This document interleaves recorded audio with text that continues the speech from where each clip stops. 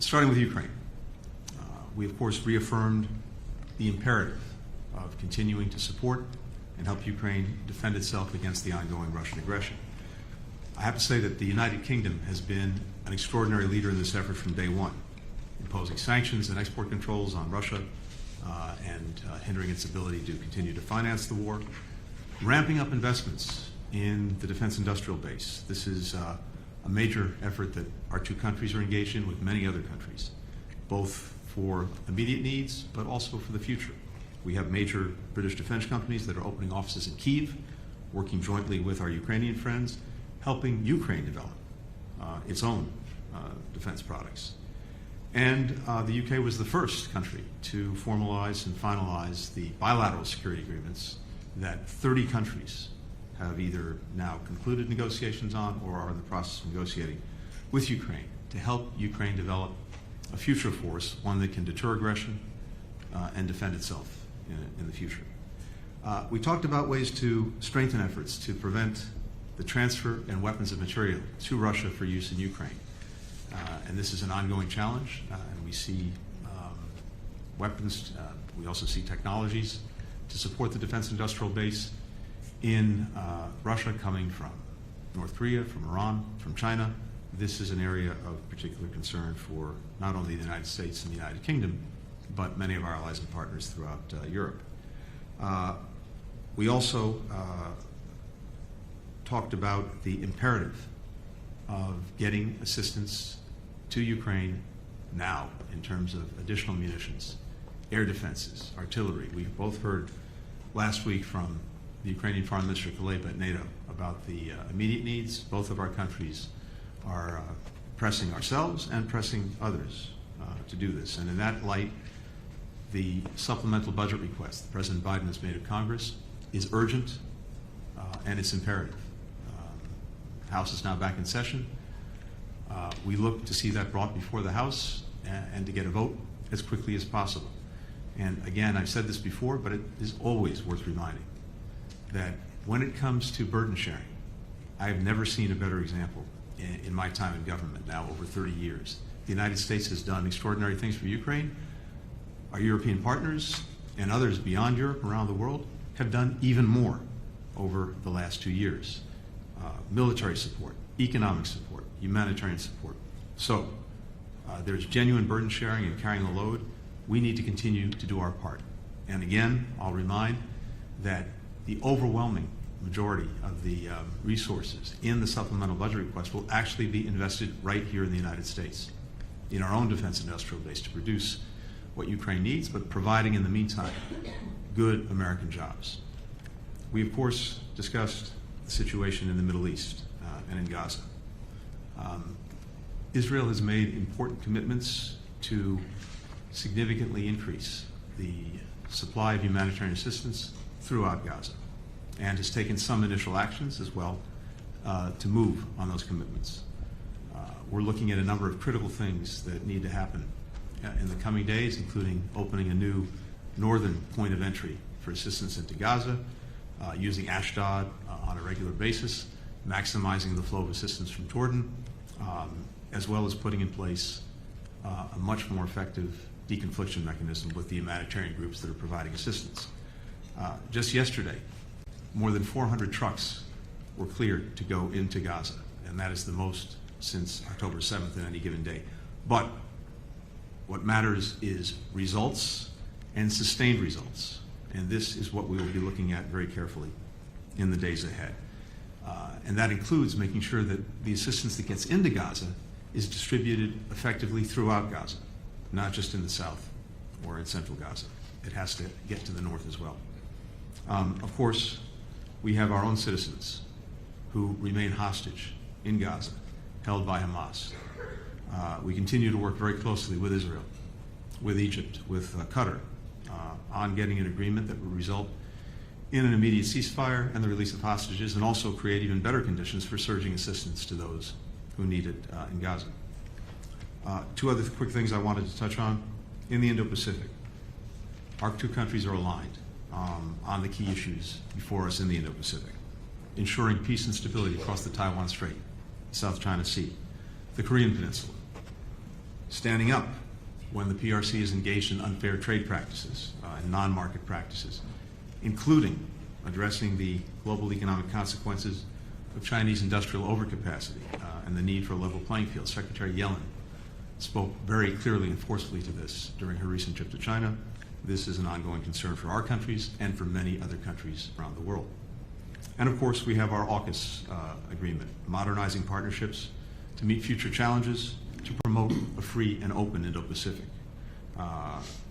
Australia's selection last month of British companies to develop nuclear-powered submarines is a milestone in actually integrating our defense industrial bases.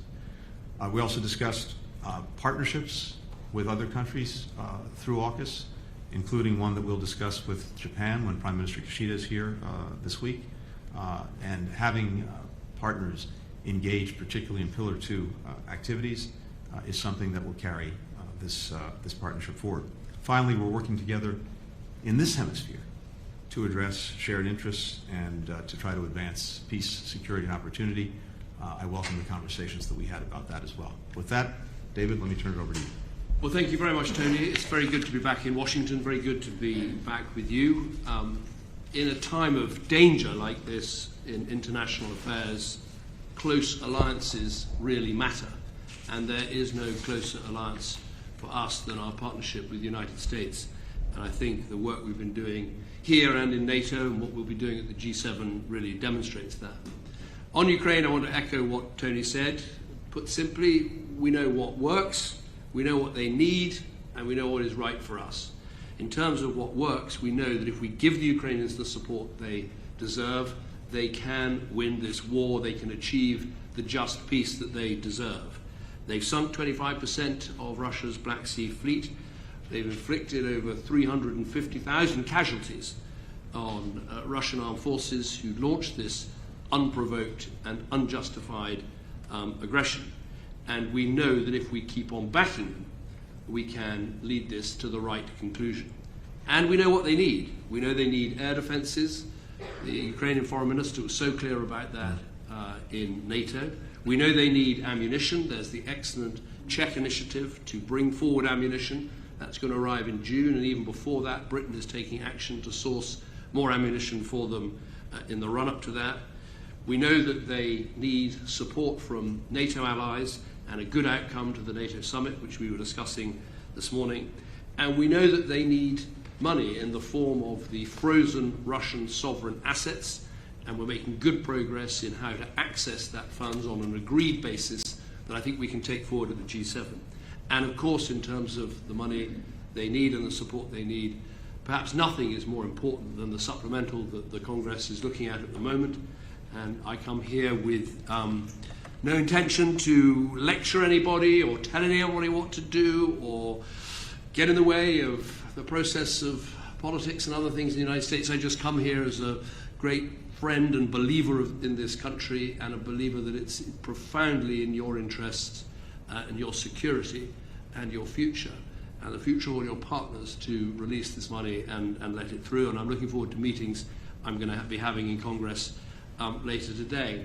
And above all, we know what's right for us. We know that it is right to stop Putin's aggression. We know it's right for our own militaries and our own production bases to ramp up production, not just for Ukraine, but for our own stocks. And as Tony said, so many of the jobs created will be jobs created here in the United States, and indeed, when we're dealing with our own weapon systems, jobs in the UK. We know it's right to send this very clear message to all those watching around the world, including China, that we stand by our allies, that we don't reward aggression, that we help those who are trying to fight it off.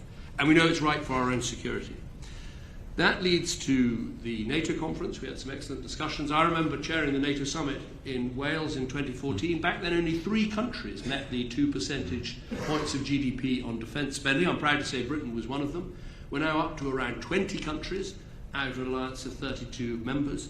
And I think we can make real progress between now and the summit in Washington with every country, showing how they're going to get from where they are now to that 2%. And I would urge all those countries to think about how they can do it. And we'll also be looking at this mission for Ukraine, about how NATO can do more to coordinate and help that country in its struggle. On our discussions on Israel and Gaza, As I said at the weekend, we see this in 4 very clear ways. One, we back the hostages and their families who are now in day 185 of their appalling captivity. We go hard on getting aid into Gaza. It's the right thing to do. And what was previously seen as impossible is now possible, and that is hugely welcome. We want to see that followed up. We believe in leading internationally, both at the United Nations, where we achieved a good resolution on a temporary ceasefire during Ramadan, and also putting together countries that back and support a future peace process such as met in Munich, and we hope we'll meet again shortly. But the fourth part of our plan is to support Israel in its legitimate right of self-defense to deal with the Hamas threat, and it's important we maintain that support. On aid, just to be clear, as Tony said, we want to see 500 trucks a day. We want to see the water switch back on. We want to see Ashdod and a northern crossing point opened. And crucially, we want to see this deconfliction, because getting aid to Gaza on its own isn't enough. You've got to be able to get aid around Gaza. And as we saw with the tragic killing of the World Central Kitchen workers, unless you have that deconfliction, other things like that could happen. We have a very clear plan A for how we bring this conflict to an end. We have a temporary pause. We turn that into a sustainable ceasefire. We see Hamas leaders removed from Gaza. We see the terrorist infrastructure taken down. That is the way to have a political process that brings the war to an end. But we have to be aware, if that doesn't work, we have to think about what is plan B. What can humanitarian and other organizations do to make sure that if there is a conflict in Rafah, that people can achieve safety, they can get food, they can get water, they can get medicine, and people are kept safe. And I think that's something we're going to have to be looking at, and we were talking about today.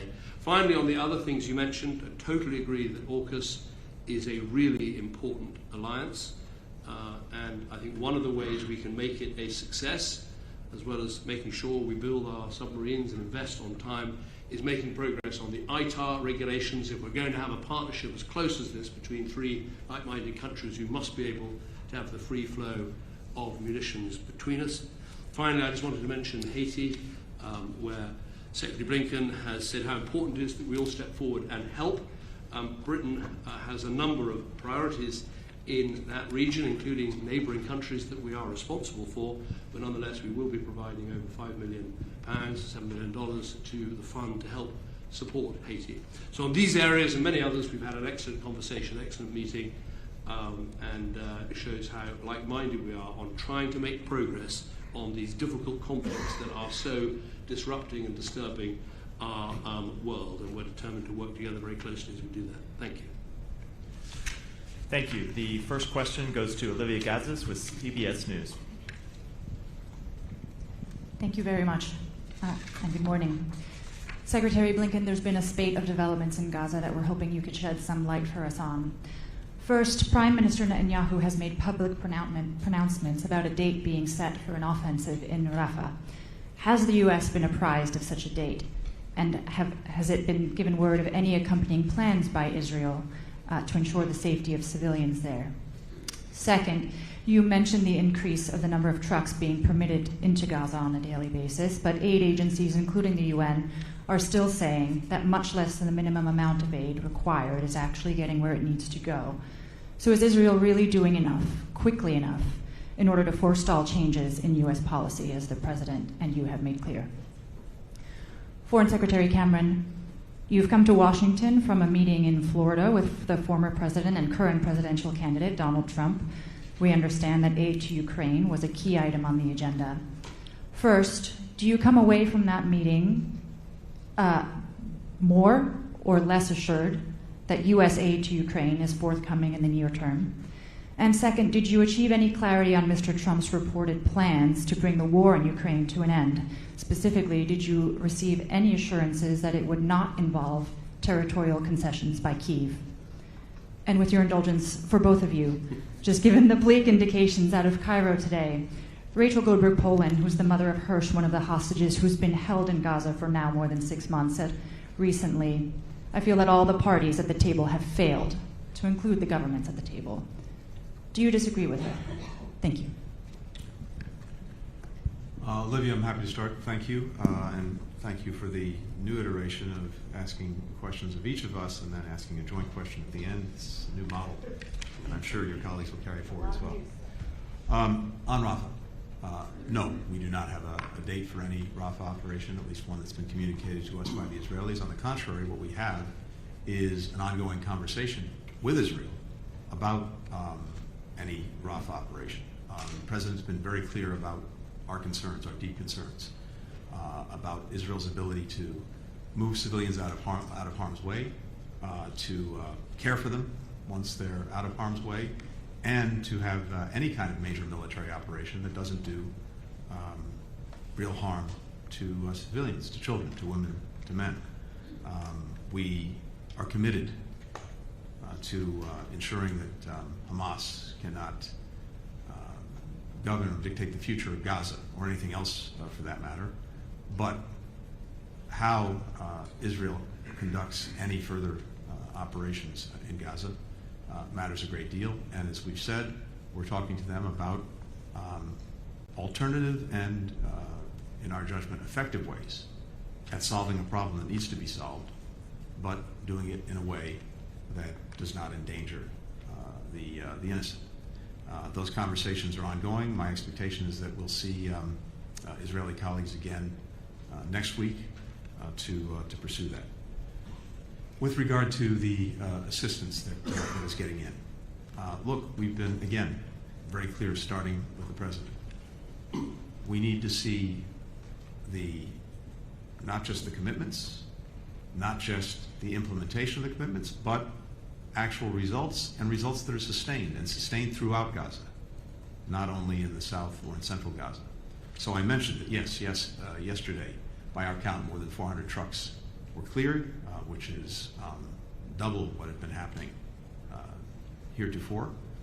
That's important, but it's just one step, and again, it needs to be sustained. David referred to a number of other steps that Israel has either committed to or has already begun to take, and I mentioned some of them as well. Opening an additional crossing in the north, maximizing the route from Jordan, maximizing what is being screened at Kerem Shalom and at Rafah, fixing the water pipelines in the north, central, and southern Gaza. This is critical. And so important, putting in place a deconfliction mechanism so that humanitarians can go about their work throughout Gaza without fearing for their security and safety, and so that we never see again the horrific loss with the attack on the World Central Kitchen team just a week or so ago. So this is a work very much in progress, and as I say, we will judge it by its results and by whether they're sustained. But the commitments that have been made and the initial steps to implement those commitments are positive, but a lot more needs to happen to make sure that people in Gaza have what they need. On the issue of my meeting with President Trump, this was entirely in line with precedent of government ministers meeting with opposition politicians in the run-up to elections. I remember when I was Prime Minister meeting Mitt Romney when he was a candidate. I remember Gordon Brown meeting Barack Obama when he was a candidate. And I think, Tony, you recently had a meeting with Keir Starmer, the Labour leader, in Munich. So these things are entirely proper. But it was a private meeting, so I haven't really got anything to add to your questions. But we discussed a range of important geopolitical subjects. And on hostages, yes. Yeah. I would just say we're doing everything we can to help. There are two British nationals, but others with British connections, so we're doing everything we can. I would just make the point that ultimately the people responsible for holding these hostages are Hamas. They could release the hostages now.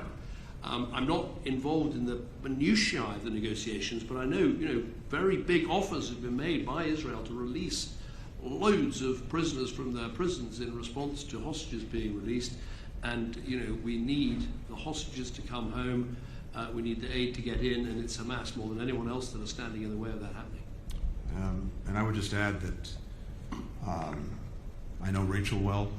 If I were sitting in her shoes, I'd undoubtedly be feeling and saying the same thing, because until the day that Hirsch is home,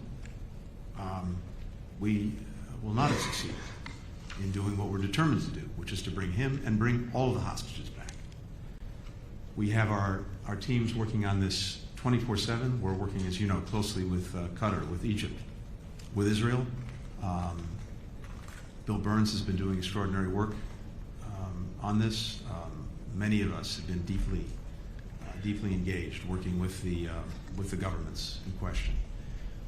We have an offer that's on the table now to Hamas that is very serious and should be accepted.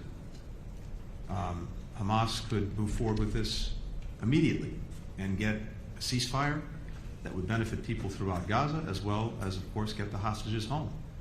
I think the fact that it continues to not say yes is a reflection of what it really thinks about the people of Gaza, which is not much at all.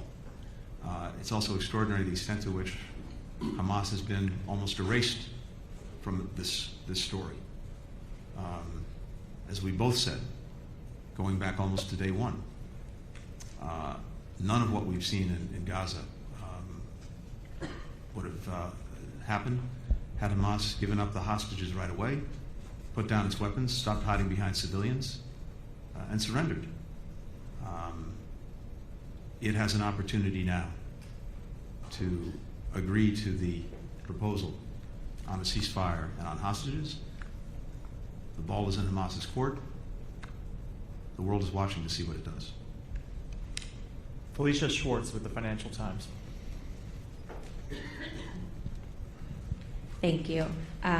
Secretary Blinken, are you confident that the talks in Washington on Rafah will happen before Israel does go into Rafah, and that they will follow your advice when doing so? And on assistance, how long does Israel have to sustain the aid that you spoke about or risk consequences? And do you agree with Foreign Secretary Cameron that there needs to be a plan B? And what do you think that should be? Foreign Secretary Cameron, you said before coming to the U.S. that you would encourage Speaker Johnson to get Ukraine aid through the House, but now you are not seeing him. Why is that? And have you left your meeting with President Trump believing that he will give Johnson the green light to make that vote happen? Felicia, let me take the second part first, which is on aid and how long does it need to be sustained. It needs to be sustained as long as necessary to ensure that the people of Gaza have what they need to get by, and sustained as long as it takes to put in place something more permanent when this conflict comes to an end, that can guarantee that people are getting what they need and begin to rebuild Gaza. So there's no date certain at all. This needs to not only happen, not only need to be sustained, but it just needs to continue as long as it's necessary to provide for people in Gaza. It's as simple and as straightforward as that. And again, with regard to Rafah, I don't want to prejudge any these ongoing talks. And I can tell you that, again, we expect to have a continuation of those talks next week. I don't anticipate any actions being taken before those talks. And for that matter, I don't see anything imminent. But there is a lot of work to be done, and it remains our conviction that major military operations in Rafah would be extremely dangerous for civilians who would be caught in harm's way. That as we share the commitment to dealing with the problem posed by Hamas, we believe there are other effective ways to do it. That's going to be the subject of these ongoing conversations. I don't want to prejudge what the outcome will be. Thank you. I'm going to be going to the Hill. I've got a range of meetings with senators and congressmen both sides of the aisle. I always do this with great trepidation. It's not for foreign politicians to tell legislators in another country what to do. It's just that I'm so passionate about the importance of defending Ukraine against this aggression that I think it is absolutely the interests of US security that Putin fails in his illegal invasion. I think it's good for US jobs that we continue to back Ukraine with the weapons that they need. And I think in terms of how the United States and the United Kingdom as allies are seen around the world, there will be people in Tehran, in Pyongyang, in Beijing, looking at how we stand by our allies, how we help them, how we stop this illegal and unprovoked aggression, and working out whether we are committed, whether we're prepared to see it through. So I'm here to offer my opinion, to meet with anyone who wants to talk to me about it, to make those arguments.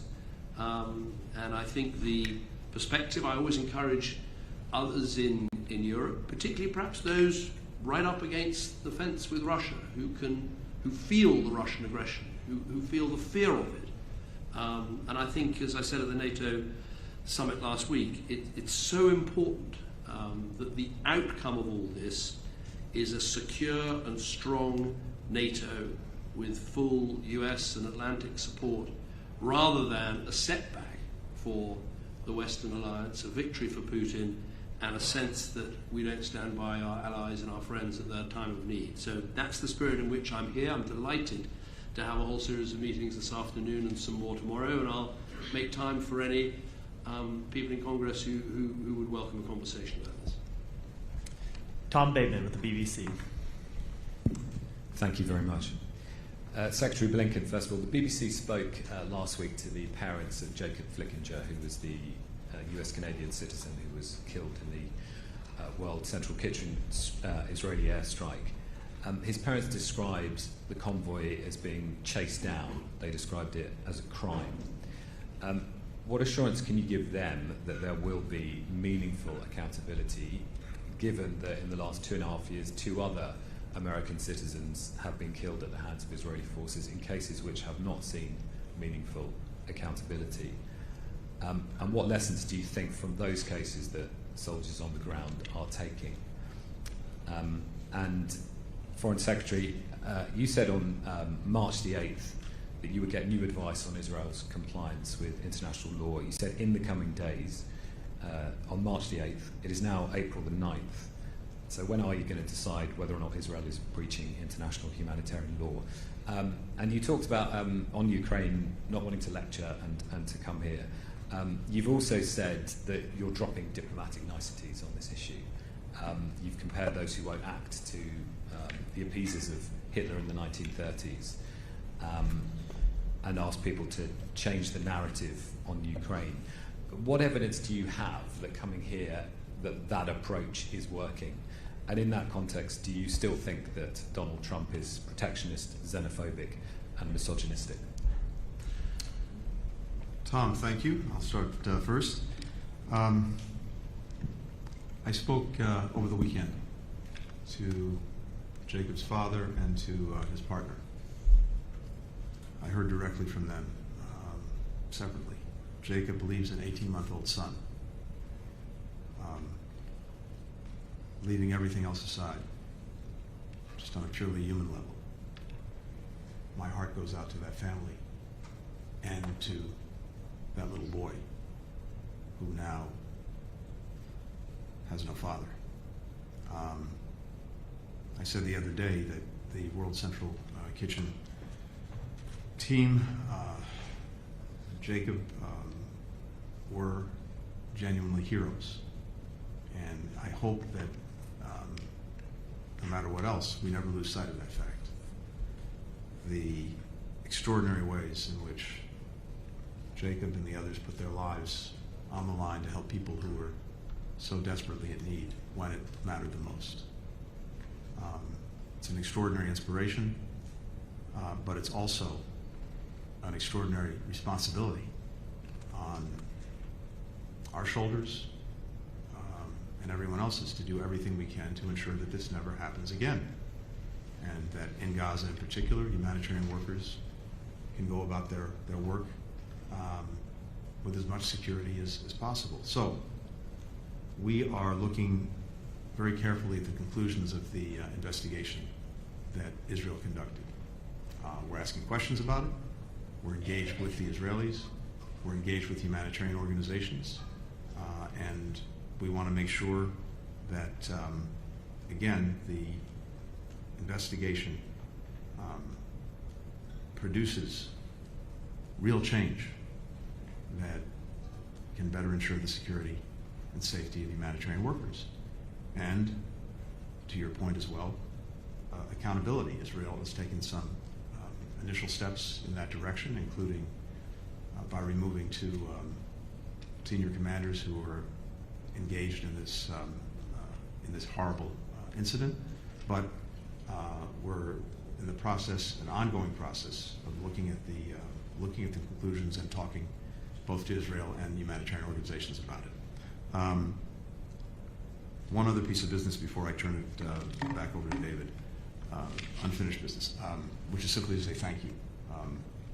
You heard Foreign Secretary make a commitment on behalf of the United Kingdom to supporting the efforts that we're undertaking in Haiti, and particularly supporting a multinational security support force to go in to bolster the Haitian National Police to help regain control of Port-au-Prince from the gangs, to enable a democratic process to move forward toward elections, and to create an environment in which humanitarian assistance, development aid can get in and get to where it's needed. So I just want to say how grateful we are to the United Kingdom, as well as to other partners who've been stepping up to support this effort. It means a great deal. Thank you. Thanks. On Israel and international humanitarian law, as required by the UK's robust arms export control regime, I have now reviewed the most recent advice about the situation in Gaza and Israel's conduct of their military campaign. The latest assessment leaves our position on export licenses unchanged. This is consistent with the advice that I and other ministers have received, and as ever, we will keep the position under review. Let me be clear, though, we continue to have grave concerns around the humanitarian access issue in Gaza, both for the period that was assessed and subsequently. We've seen a welcome increase in trucks with, as Tony said, perhaps as many as 400 going in yesterday, the highest since October the 7th, and of course public commitments from Israel to flood Gaza with aid. These now need to be turned into reality. Our position is in line with our international partners. So far, no like-minded countries have taken the decision to suspend existing arms export licenses to Israel. And I'd add that Israel remains a vital defence and security partner to the UK. Our cooperation makes the UK and Israel more secure from external threats. We will continue to use this robust legal process to assess these issues. And I just add, we don't publish legal advice, we don't comment on legal advice, but we act in a way that is consistent with it. We're a government under the law, and that's as it should be.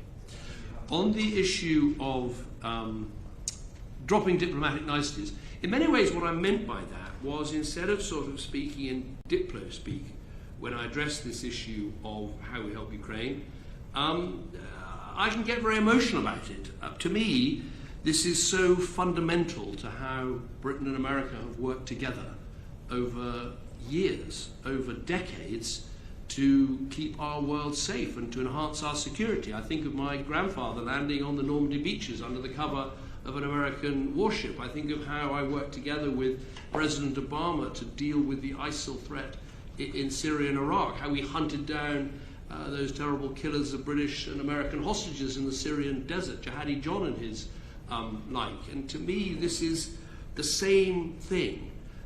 We face a huge threat from an aggressive Putin taking other countries' territory by force. And it is so important that we stick together. This is the great lesson from NATO, celebrating its 75th anniversary this year, is that if we stick together, if we work together, we can create a more secure Europe, but also a more secure US. And I say this as someone who doesn't just, like and respect America. I say this as someone who loves this country. I mean, of course, I love my own country more than anything, but I do love the United States. I feel passionate about this country, its role in the world, in defending freedom, in standing up to aggression, in trying to take the side of countries that are being traduced in this way. And so when I go and speak with colleagues in Congress, I try and keep the diplomatic language, but sometimes it spills over into quite emotional language, because this is the right thing for us to do. And future generations are going to look back at us and say, did we do enough when this country was invaded by a dictator trying to redraw boundaries by force? Did we learn the lessons from history? Did we do enough?